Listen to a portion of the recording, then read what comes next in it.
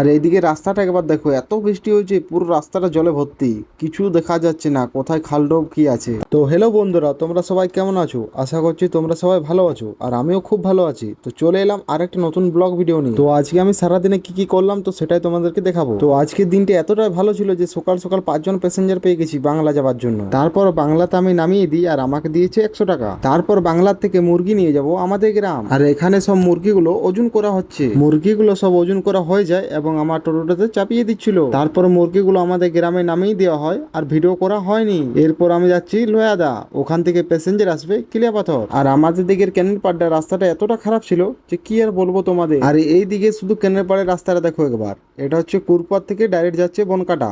এদিকে রাস্তাটা দেখো, ক্যানেলটাও আছে এই সাইডে, এদিকে রাস্তা পুরো ওকে। আর আমাদের ওদিকে এখনো খালডোব রাস্তা। আর ফাইনালি আমি লোয়াদাতে পৌঁছে যাই আর এসে জিজ্ঞেস করি, ওরা বলে এখনো রেডি হয়নি বসতে। তারপর আমি এখানে টোটোতে বসেছিলাম আর ভিডিও বানিয়ে নিচ্ছিলাম। 40 মিনিট পেরিয়ে যায় আর এখনো ওদের রেডি হয়নি, আর আমার তো এদিকে অবস্থা খারাপ। তারপর অনেকক্ষণ পর ওরা বেরিয়ে আসে বাড়ির থেকে, আর ওদেরকে জিজ্ঞাসা করি, ওরা বলে একটু তাড়াতাড়ি চলে এসছো। এরপর সবাইকে কোনো রকমে চাপিয়ে নিয়ে এবার যাচ্ছি আমি কিলিয়াপাথর দিকে। আর এখানে আমি ওদেরকে নামিয়ে দিই আর ওরা আমাকে দিয়েছে মোট 150 টাকা। আর এখনো পর্যন্ত আমাদের মোট ইনকাম হয়েছে 250 টাকা। তারপর বিকেল দিকে শুধুমাত্র একটা ভাড়া পাই, এই এখান থেকে একটা দিদি যাবে, ওরা যাবে মণিপুর। তো আমি ওদেরকে চাপিয়ে নিয়েছি, এবার যাচ্ছি আমি মণিপুরের দিকে। আর রাস্তায় একটু যেতে না যেতে এখানে বৃষ্টি শুরু হয়ে গেছে, আর আমার মনে হচ্ছে সামনে থেকে আরো জোরালো বৃষ্টি হবে। আর বলতে না বলতে কিছুটা যেতে এদিকে বৃষ্টি এত হয়েছে কি আর বলবো, তো তোমরা দেখতেই পাচ্ছ। তাও কোনো রকমে আমি চালিয়ে নিয়ে যাচ্ছি। আর এইদিকে রাস্তাটা একবার দেখো, এত বৃষ্টি হয়েছে পুরো রাস্তাটা জলে ভর্তি, কিছু দেখা যাচ্ছে না কোথায় খালডোব কি আছে। তারপর ফাইনালি আমি ওদেরকে মণিপুরে নামিয়ে দিই, আর ওর ভাই এসেছিল ওকে দিতে এখানে। তো এরপর যাবে আমার সঙ্গে বাড়ি। তো আমি দাদাটাকে চাপিয়ে নিয়েছি, এবার যাচ্ছি বাড়ির দিকে।